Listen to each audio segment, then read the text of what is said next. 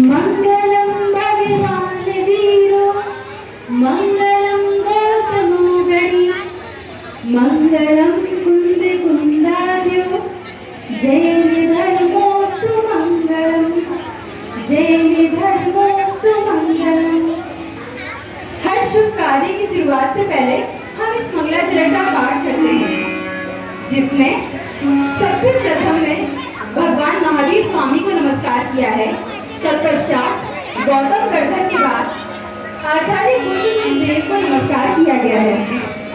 वे आचार्य कुंद पंचकर्मागम की रचना करके दिगंबर जैन परंपरा की प्रतिष्ठापक आचार्य के रूप में प्रसिद्ध हुए हैं। उन्हें शास्त्रों में कलिकाल सरस्वती आदि आदर्श नामों से याद किया गया है। परंतु हम सबके मन में एक प्रश्न उठता होगा कि आखिर वे इतने महान आचार्य बने कैसे, उनको इतना ज्ञान प्राप्त कैसे हुआ। तो आज हम सब यही जानने के लिए इस लघु नाटिका को देखेंगे। जिस प्रकार अगर सही बीज को सही भूमि में बोया जाए तो वो आगे चलकर एक हरा भरा वृक्ष बनता है जो फलदायी होता है, उसी प्रकार इस जीव को जीवन में जितना भी मिलता है वो सब अपने पूर्ण भाव के कर्मों के कारण से होता है। तो आज हम आचार्य कुंद का जीवन चरित्र उनके पूर्ण भाव से शुरू करते हैं, जहाँ आचार्य कुंद का जीव पूर्व भाग में एक गांव में कौंडेश नाम का ग्वाला था। यह ग्वाला अपनी गाय चराता था और इसी तरह से सुखपूर्वक अपना जीवन यापन करता था। अब आगे देखेंगे कौंडेश द्वारा।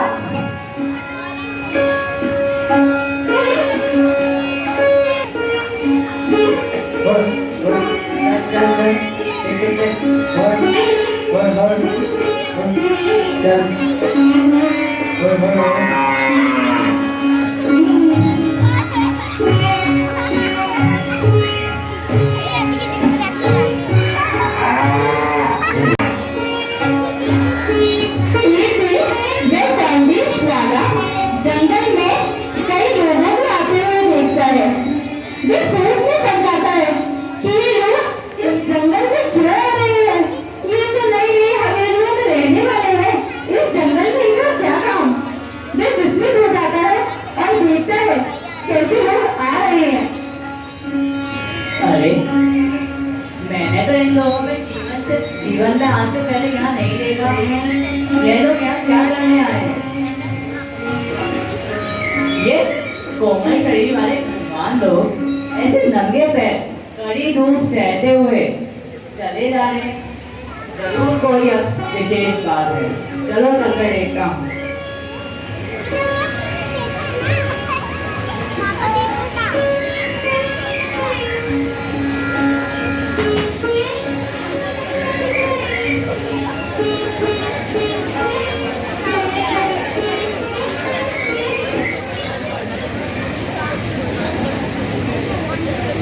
वहाँ इस घने जंगल में वृक्ष के नीचे कौन सा बच्चे बैठा है?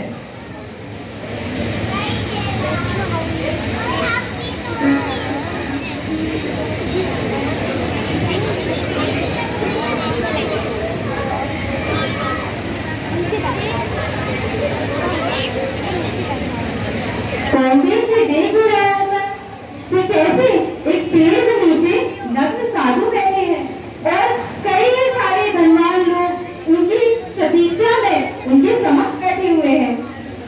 वह दूर से इस दृश्य को देखता है।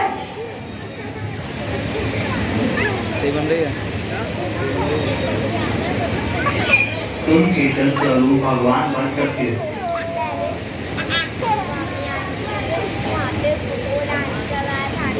पहचान कर स्वयं में लीन हो जाएं, तो सभी सुखी रहेंगे। सभी जीव भगवान बन सकते हैं। तुम चेतन स्वरूप भगवान बन सकते हो, जो कभी चलता नहीं, करता नहीं, शाश्वत है, अनंत है। स्वयं को पहचान कर स्वयं में लीन हो जाएं, तो सभी सुखी रहेंगे। मैं तो एक ज्योति ज्वाला हूँ, मैं भगवान कैसे बन सकता हूँ? मैं भगवान बन गया ये गाय कौन चराएगा? गाय भी तो जीव है, वो भी तो भगवान बन सकती हैं। अगर वो मुझसे पहले भगवान बन गए तो इस तरह का ग्वाला गुरुदास के प्रवचन सुन तो लेता है, परंतु कुछ ना जानने के कारण उसे कुछ समझ नहीं आता। वो अपनी पहेलियों में बुझा रहता है कि आखिर ये क्या है, भगवान बनते कैसे हैं, भगवान होते कौन है। यह उसकी पहेलियां चलती हुई रहती है और इसी तरह वे परेशान होकर अपना जीवन काटता है, परंतु बड़ा ही सोच विचार का युवा रहता है।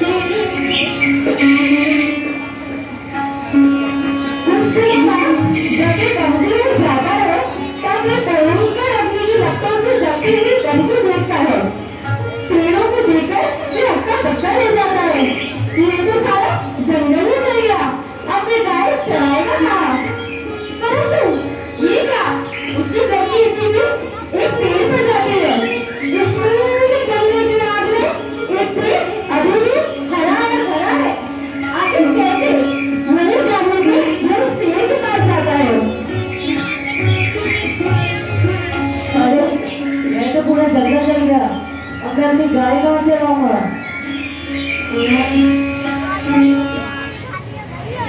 इस बड़े जंगल के बीच में ये हरा भरा देख, चलो देखता हूँ।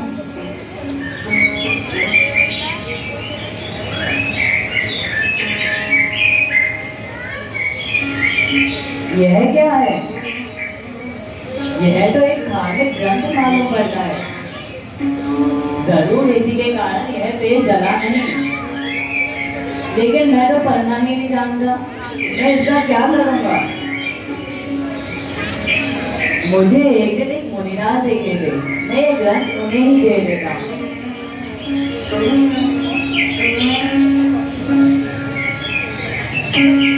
इस तरह वह द्वारा उस ग्रंथ में ये तो लेता है, परंतु उसे पता नहीं कि उस ग्रंथ का करना क्या है।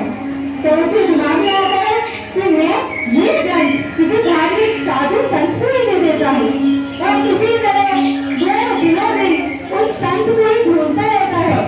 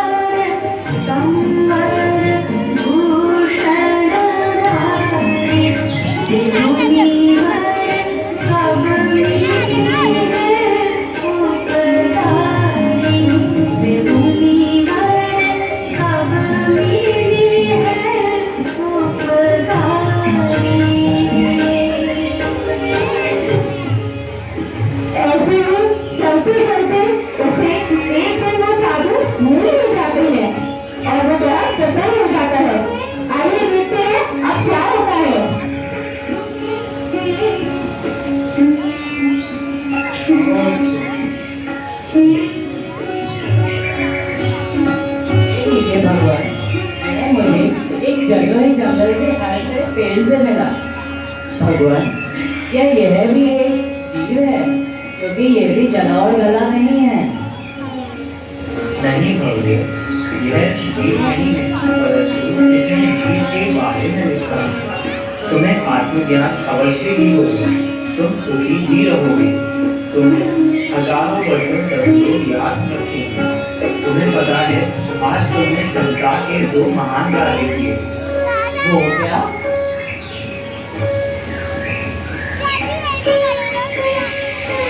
पहला, तुमने ताड़पत्र के रूप में शास्त्र को सुरक्षित कर हजारों वर्षों तक के लिए अपना यश सुरक्षित किया।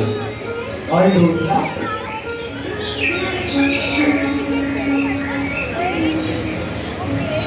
और दूसरा, तुमने उत्तम पात्र को उत्तम दान कर जिह्वाणी का प्रचार प्रसार किया है। उससे मेरा क्या लाभ होगा? तुमने शास्त्र दान करके सर्वज्ञ की वाणी को आगे बढ़ाया है। इससे भविष्य में तुम्हारे नाम की गौरवपूर्ण परंपरा चलेगी और युगों तक तुम्हें लोग याद रखेंगे। नमो विष्णु।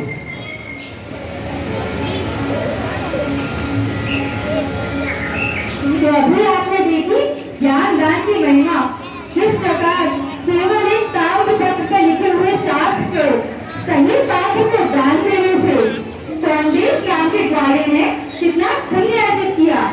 और ये क्या होगा, ये तो आगे आगे भाग में पता चलेगा। परंतु देख वाला महाराज की वाणी सुनकर बड़ा ही विस्मित हो जाता है।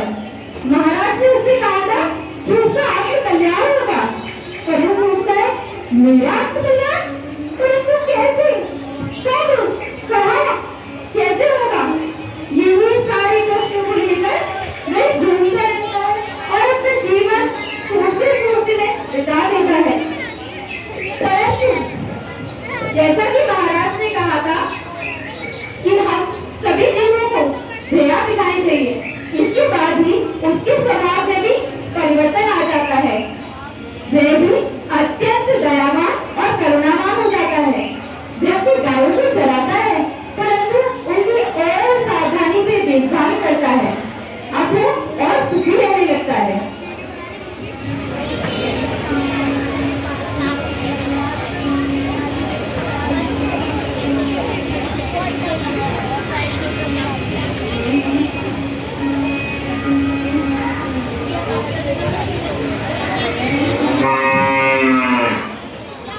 इसी तरह एक दिन प्रकृति का स्वरूप बदलता है, बिजली कड़कने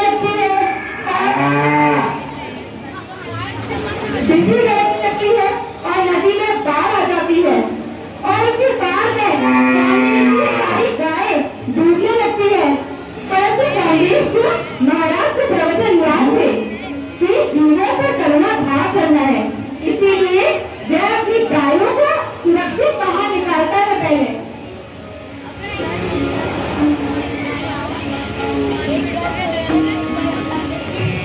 जब नदी की बाढ़ तेज होने लगी, उसे लगा अब उसका बचना संभव नहीं, इसीलिए वह सोचता है कि अब तो यही प्राण त्याग कर रहे होंगे। हाँ, अब तो प्राणांत निकट है, अतः जल अर्घ का त्याग कर समाधि धारण कर लेता हूँ।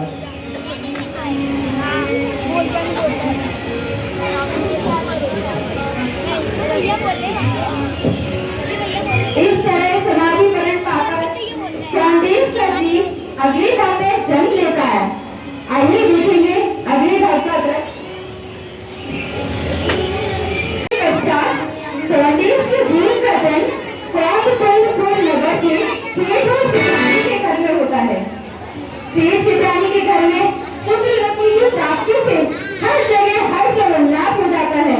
सेठ जी पूरे हर्ष के साथ नगर में आयोजन का ऐलान करते हैं।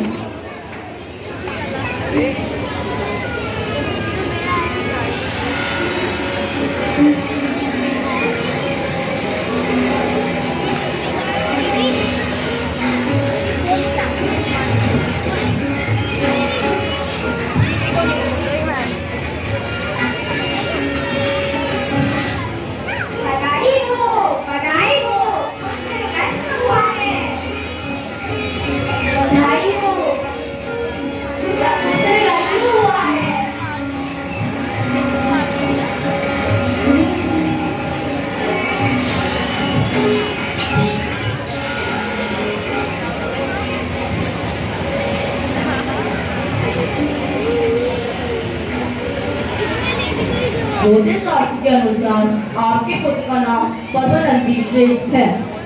क्या आप लोगों ने सुना ज्योतिष शास्त्र के अनुसार सेठ जेठानी के पुत्र का नाम पद्मनंदी रखा गया है। अरे वाह, पूरे नगर में उत्साह मनाया जाए, जन्मोत्सव की तैयारी करी जाए। मुझे पुत्र वधू की प्राप्ति हुई है, उत्सव मनाया जाए।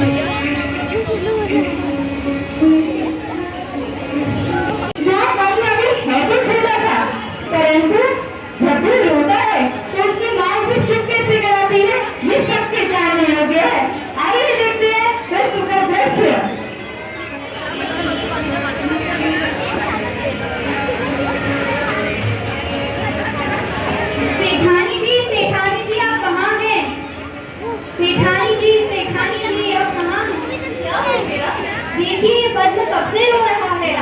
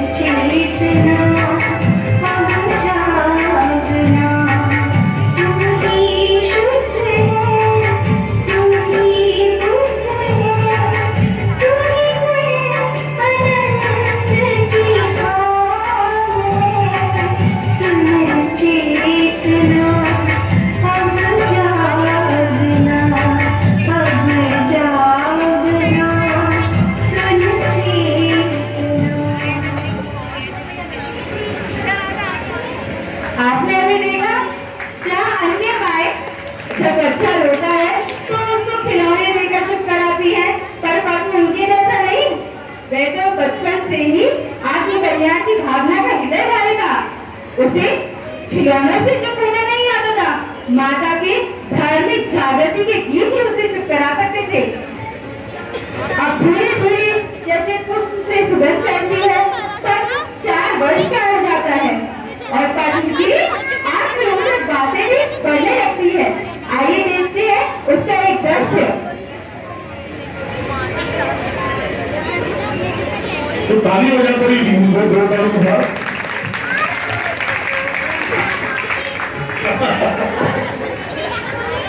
सुनो पद्म, कुछ देर आकर पढ़ तो लो।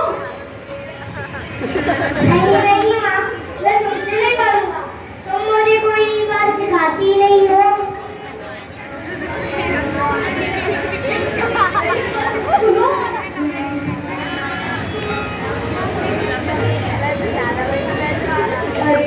अब मैं इस पद्म को नया क्या सिखाऊं? मुझे जितना ज्ञान था ये तो इसने कुछ महीनों में ही सीख लिया। अब इसकी जिज्ञासा मैं कैसे शांत करूं? एक उपाय है, रात को मैं पढ़ूंगी, सुबह उठकर वही पद्म को पढ़ाऊंगी। हाँ, अब यही सही रहेगा। केवल 4 वर्ष की आयु का बालक और माता का सारा ज्ञान सुन गया है। ये है ज्ञान की महिमा। इसी के बाद उसकी माता ने भी निश्चय कर लिया कि पद्म की लिए शिक्षा इतनी नहीं है। उसने निश्चय माना कि मुझे जितना आता था मैंने सिखा दिया, परंतु मैं और पढ़ूंगी और अपने बच्चे को ज्ञानवान बनाऊंगी। आइए देखते हैं माता के पढ़ने का दृश्य।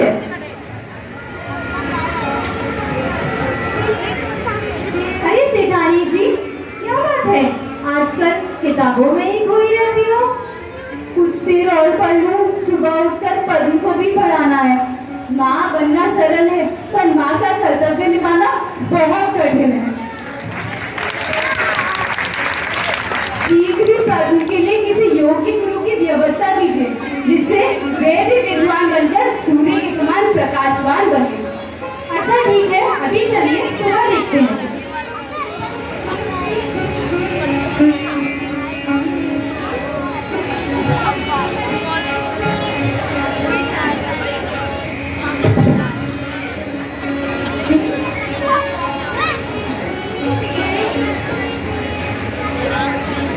अब आप देखेंगे अगले दिन का दृश्य।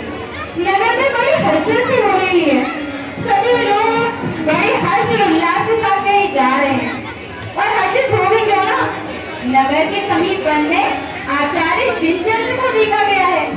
सभी लोग आचार्य जिनचंद्र के दर्शन हेतु जाने के लिए उत्सुक हो रहे हैं।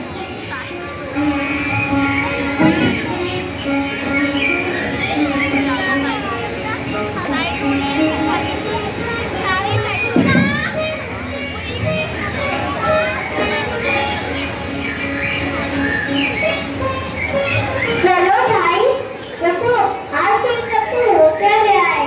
सुबह सुबह ही कहाँ? अरे तुम्हें पता नहीं है, अपने नगर में आचार्य श्री जनचंद्र जी महाराज आए हुए हैं। अच्छा, मैं भी उनके दर्शन करने चलता हूँ। देखो, लेकिन मैं अभी माता से आज्ञा लेकर आता हूँ। ठीक है।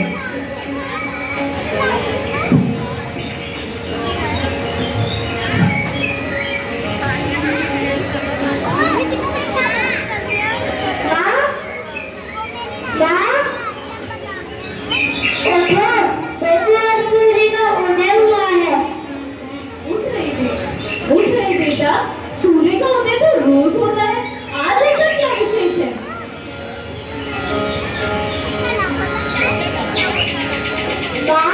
आज नहीं उठा, पूरा नगर चलने होगा, क्योंकि आज सूर्य का उदय ऐसा हुआ है।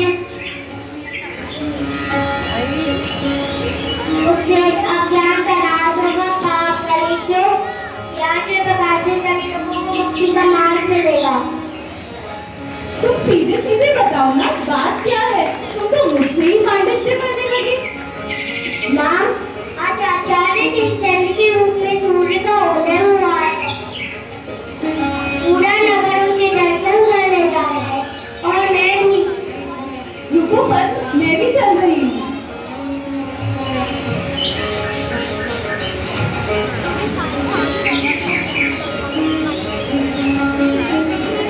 माँ तो अभी तक आए नहीं। चलो मैं भी चलता हूँ। चलो। तो बेटा आपने ज्ञान की जगत, ज्ञान की पिपासा, माता से केवल आज्ञा ली पर उनकी प्रतीक्षा न कर सका। ऐसे धन्य है वे मुनिराज जिन्होंने बाध्य अवस्था में भी केवल ज्ञान को ही अपना श्रेष्ठ माना था। आइए देखते हैं कैसे वे पंग और मुनिराज के दर्शन हेतु वन में जाता है। अरे बनी तो मेरी प्रतीक्षा की बिना ही चला गया। उसको मुनिराज के दर्शन करने की कितनी निष्ठा और लगन है। ये मेरा पुत्र होते हुए भी मैं मेरी तनिक प्रतीक्षा न कर सका। कहीं मैं भी किसी से मुनि न बन जाए। नहीं नहीं, मैं ऐसा नहीं होने दूंगी। मेरा एक ही तो पुत्र है, मैं उसे मुनि नहीं बनने दूंगी। मेरा ज्ञानवान पुत्र तो भारी नगर सेठ बनेगा।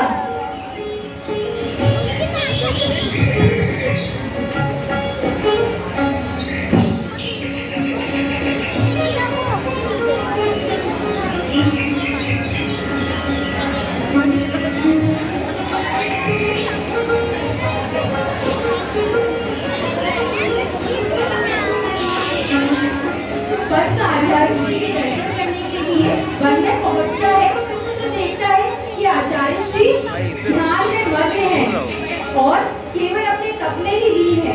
गांववासी उनकी प्रतीक्षा कर रहे हैं, तब वे ध्यान से उठेंगे और इन सबको मंगल वाणी सुनाएंगे। आइए देखते हैं वह दृश्य।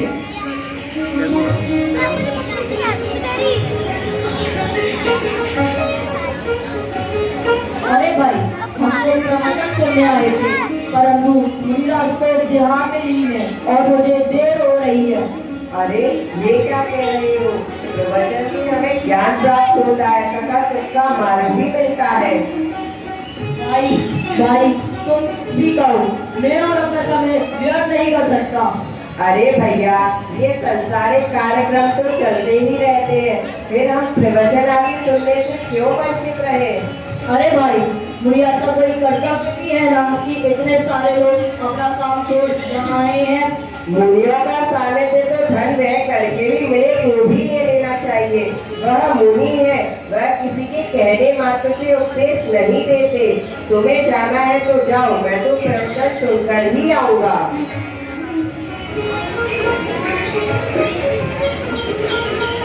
थोड़ा धीरे धीरे बोल के आ जाओ, वही बातचीत से मुझे आज का ध्यान भरना हो जाए। वह अभी ज्ञान में हूँ है। इतनी छोटी सी आयु परंतु इतना विवेक तुम्हारा। दुर्गा ताली हुई बच्चों के लिए और इसी अभिषेक की भूमिका बच्चों के प्रोत्साहन के लिए कुछ और बच्चों ने धनराशि घोषित की है। सुदीप जैन श्रीमती अर्चना जैन सेक्टर 6 500 रुपए, श्री सुदीप कुमार जैन एमडी कॉलेज 500 रुपए, श्री संदीप जैन सीए बसरा जैन ऋषिपुर 500 रुपए, श्री राकेश जैन गीता जैन सेक्टर 7 250 रुपए। दुर्गा ताली होगी बच्चों के लिए। जीव को जाने बिना दुख ही दुख है, अतः सुख के लिए दया, अहिंसा और शुद्ध आचरण रखना चाहिए। यदि संभव हो तो मुनि धर्म धारण करना चाहिए।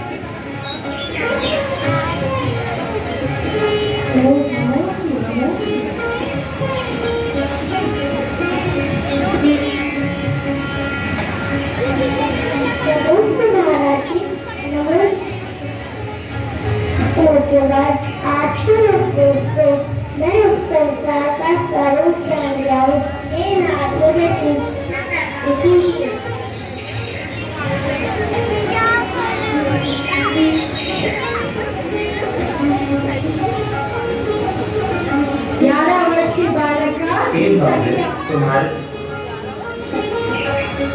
हे भव्य, तुम्हारे विचार तो उत्तम हैं, परंतु परिजनों की आज्ञा आवश्यक है।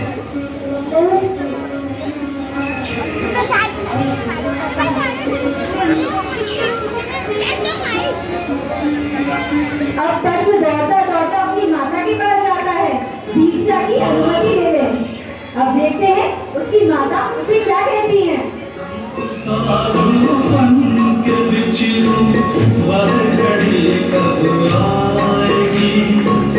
चल पड़ूं मैं मोक्ष पथ में, वह घड़ी कब आएगी। संत साधु बन के बिछड़ूं, वह घड़ी कब आएगी। चल पड़ूं मैं मोक्ष पथ में, वह घड़ी कब आएगी। संत साधु बन के बिछड़ूं,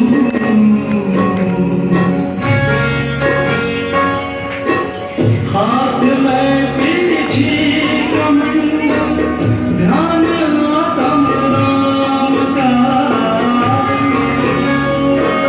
हाथ में पीछी कमंडल, ध्यान आत्म राम का। छोड़कर घर बार, छोड़कर घर बार, दीक्षा की घड़ी कब आएगी। संत साधु बन के बिछड़ूं,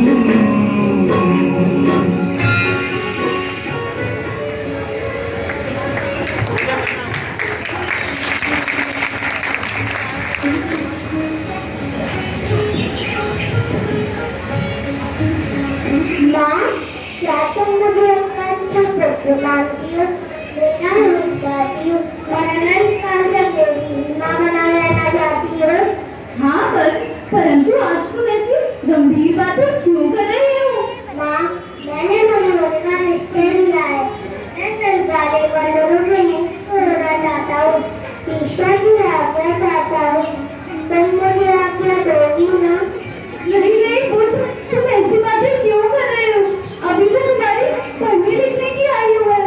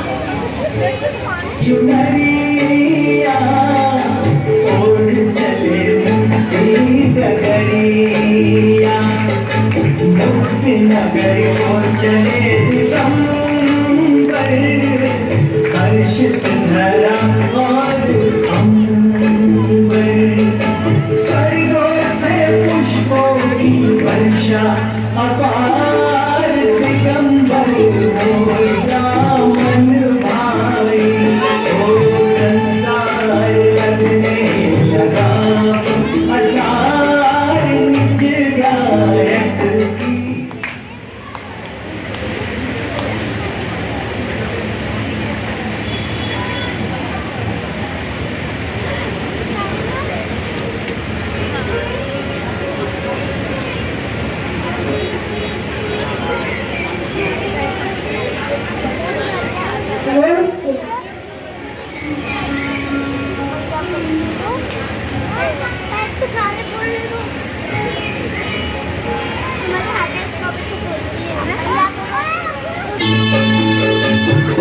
संसार लगने लगा असार निज गायक की सुधि आई भगवती मुनिराज की जय भगवती मुनिराज की जय भगवती मुनिराज की जय भगवती मुनिराज की जय भगवती मुनिराज की जय भगवती मुनिराज की भगवती मुनिराज की अटल जी चंद्र महाराज की जय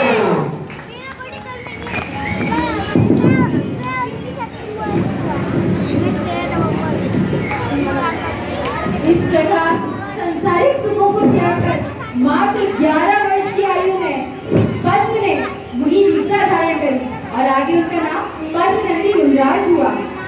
धन्य है वे पद्मनंदी मुनिराज जो इतने कम वर्ष में इतना महान संयम धारा।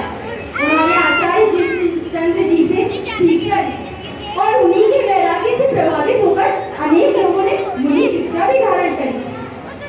साधु बनकर पद्मनंदी कठोर तपस्या करते और 28 वर्ष की उनकी जीवनचर्या बन गई थी। वे 40 दोष और 32 अंतराय रहित निर्दोष आहार करते थे। आइए देखते हैं एक छोटा सा दृश्य उनकी आहारचर्या का, हमारे छोटे से मुनिराज का।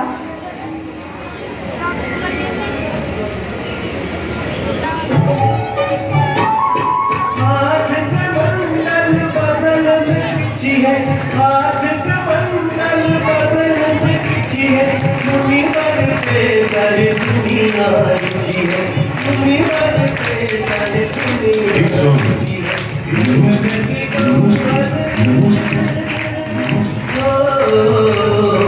गगन दिगंबर मुनिवर आए हैं मुनिवर आज मेरे खुशियाँ में आए हैं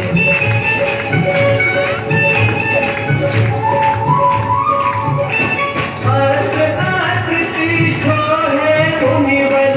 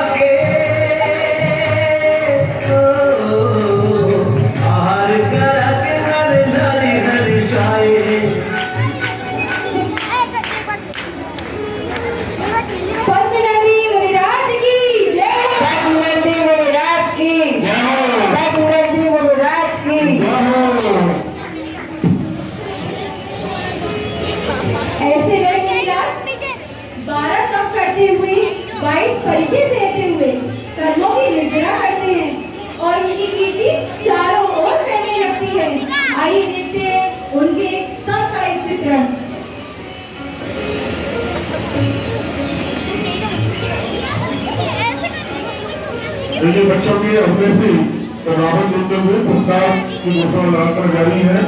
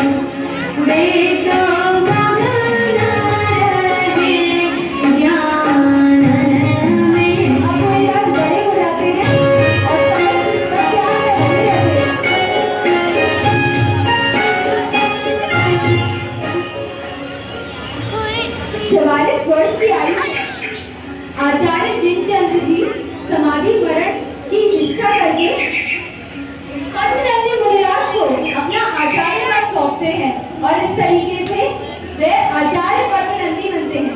परंतु उनके जन्म का स्थान कुंदकुंड नगर था और इसी कारण से उनका नाम आचार्य कुंदकुंड प्रसिद्ध होता है।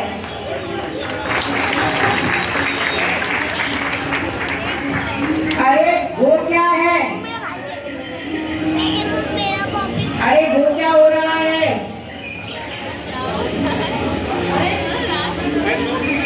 अरे वो तो मुनि महाराज हैं। अरे ये तो चारण रिद्धिधारी मुनिराज आ रहे हैं। चलो चलकर देखते हैं। हाँ हाँ भाइयों चलो चलकर देखते हैं।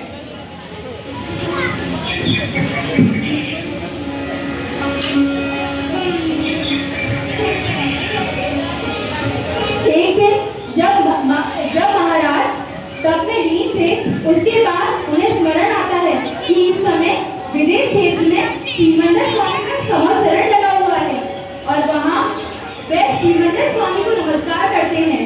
जब वहाँ भगवान धर्म वृद्धि हो ऐसा आशीर्वाद देते हैं तो वहाँ के मुनिराज विदेश क्षेत्र से इस भरत क्षेत्र में आते हैं ऐसे महान तपस्वी के दर्शन हेतु। आइए देखते हैं विदेश क्षेत्र से पधारे हुए मुनिराज का दृश्य। उसके बाद गांधर ने विज्ञान किया है, आज्ञा जिनकी दासी हो, जो धर्म के गौरव हो, महाविद्या में जिनकी कीर्ति हो, चरित्र की चर्चा हो, उनके लिए क्या क्या हो सकती है? क्या आपको साक्षात तीर्थंकर देव के दर्शन की इच्छा नहीं होती? क्यों नहीं? ये दुर्बलता अभी शेष है, क्यों ना आप हमारे साथ चलें? विचार तो उत्तम है, वहां जाकर कुछ शंकाओं का समाधान होगा। आपको चारण विद्या तो प्राप्त है ही, आप हमारे साथ चलकर सिकंदर भगवान के दिव्य वचनामृत का पान करें।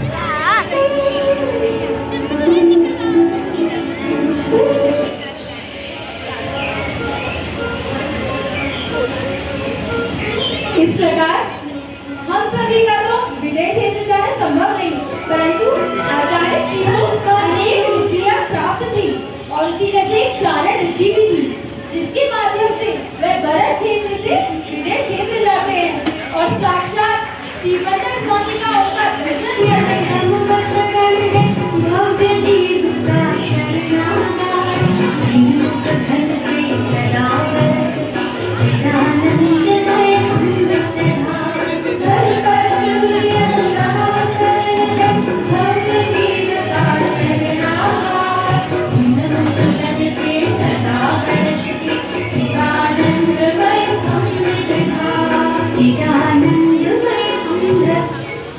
देखिए निरंतर बच्चों के अभिनय से प्रसन्न होकर यहाँ पर पुरस्कारों की घोषणा हो रही है।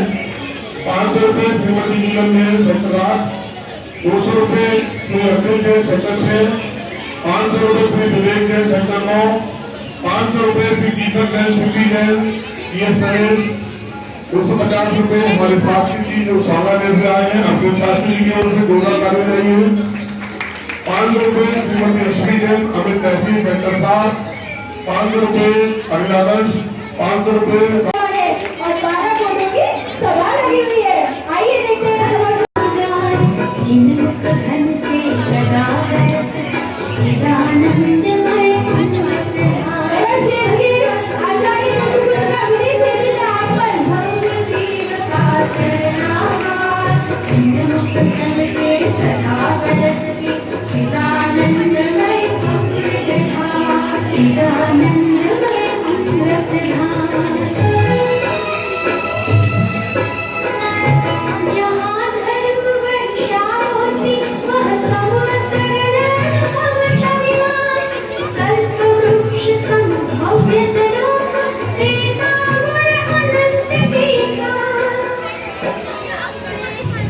अब वहाँ विदेश क्षेत्र में 500 धनुष काया के लोग हैं और उनके समक्ष भरत क्षेत्र के आचार्य पुरुषोत्तम की काया एकदम छोटी सी लगती है और लोग बोलते हैं ये देखो छोटे से मुनिराज।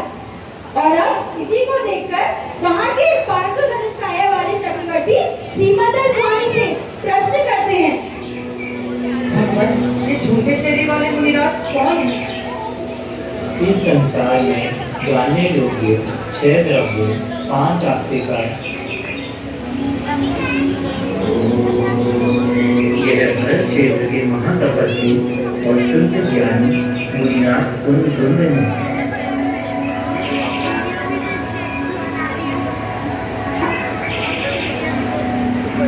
समाचारण में सभी जी अपनी शंकाओं का समाधान कर रहे हैं। हे भगवान, किस कारण मनुष्य बुद्धिहीन होता है और किस कर्म की वजह से पंडित बुद्धिमान होता है?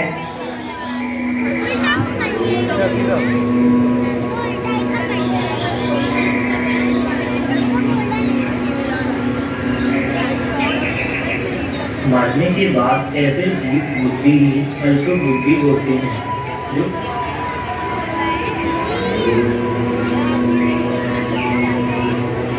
ओंकार ध्वनि में उत्तर दे रहे हैं। गर्दन में उसी को घेरते हैं और आइए सुनते हैं उसका उत्तर। हे भगवान, इस संसार में जानने योग्य क्या है? कौन सी वस्तु स्वीकार करने योग्य है और कौन सी त्यागने योग्य है? इस संसार में जानने योग्य 6 द्रव्य 5 आस्तिकार 7 तत्व और 9 पदार्थ हैं और त्यागने योग्य वह है जिनसे दुख होता है और जिनसे नर्क का बंध होता है, वह भी त्यागने योग्य है एवं जिससे स्वर्ग का योग हो वह ग्रहण करने योग्य है।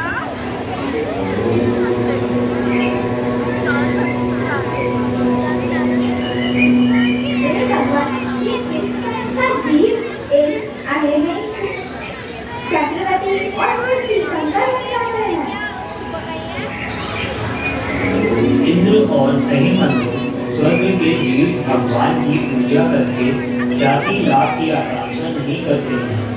ऐसे जीव चक्रवर्ती होते हैं और जो 16 कारण भावना, 12 भावना, 12 तप, अनुव्रत इत्यादि को धारण करके अपने कर्मों का नाश करता है, वह तीर्थंकर भगवान बन जाता है।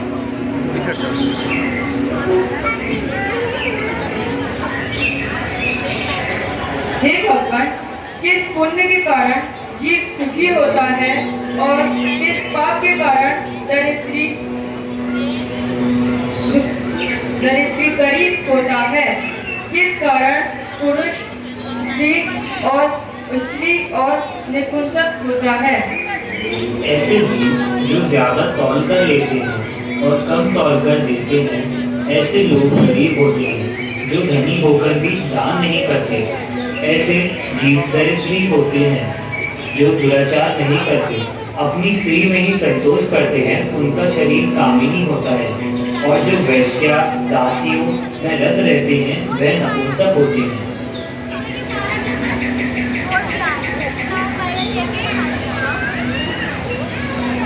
प्रकार आचार्य कुंज समक्षरण में 8 दिन रहते हैं। वहाँ पे साक्षात अरिहंत देव से चिन्माई का सूक्ष्म मर्म जानते हैं। 8 दिन के पश्चात आचार्य कुंज विदेश क्षेत्र से वापस भरत क्षेत्र आते हैं। आइए देखते हैं वे दृश्य।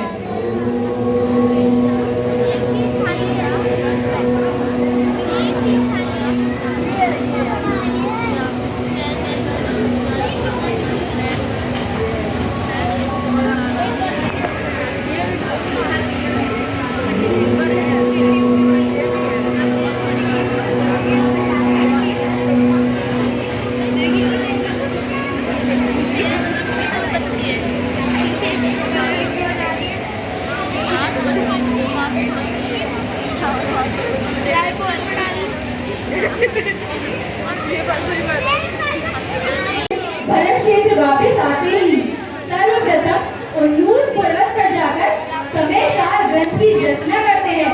वह महान समय सार ग्रंथ जिसमें है समय का सार अर्थात आत्मा का सार।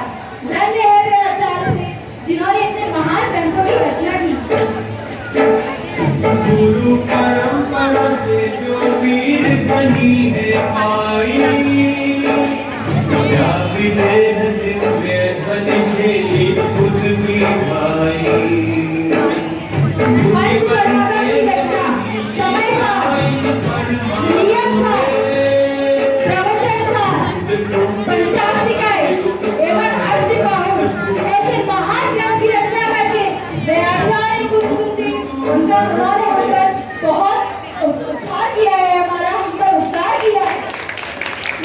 ऐसे मुनिवर धन्य है और हम उनके काल में उनकी रचनाओं को पढ़ पा रहे हैं, ये हमारी धन्यता है। इसके पश्चात आचार्य कुंज समाधि मरण प्राप्त करते हैं और अपने आचार्य पर उमा स्वामी जी को देते हैं, जिन्होंने आचार्य पद पाकर आगे चलकर तत्वार्थ सूत्र ग्रंथ की रचना की है। धन्य है मुनिवर। जय हो कुंज आचार्य की। भक्त हो क्षेत्र विजय रघुनाथ चिन्हवन के। सभी बच्चे हो सुमित्र भव्य भूले हो भव्य जनों के। कुंज कुंज को बार बार बंधन करते। कुंज कुंज को बार बार बंधन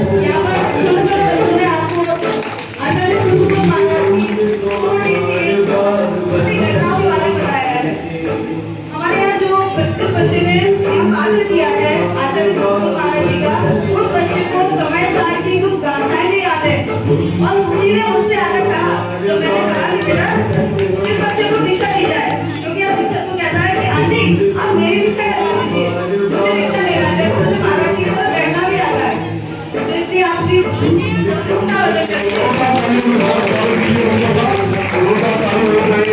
और मुझे इतना सुंदर अभिनय, इतना सुंदर तकलीफ अभिनय बच्चों ने आपके सामने पेश किया।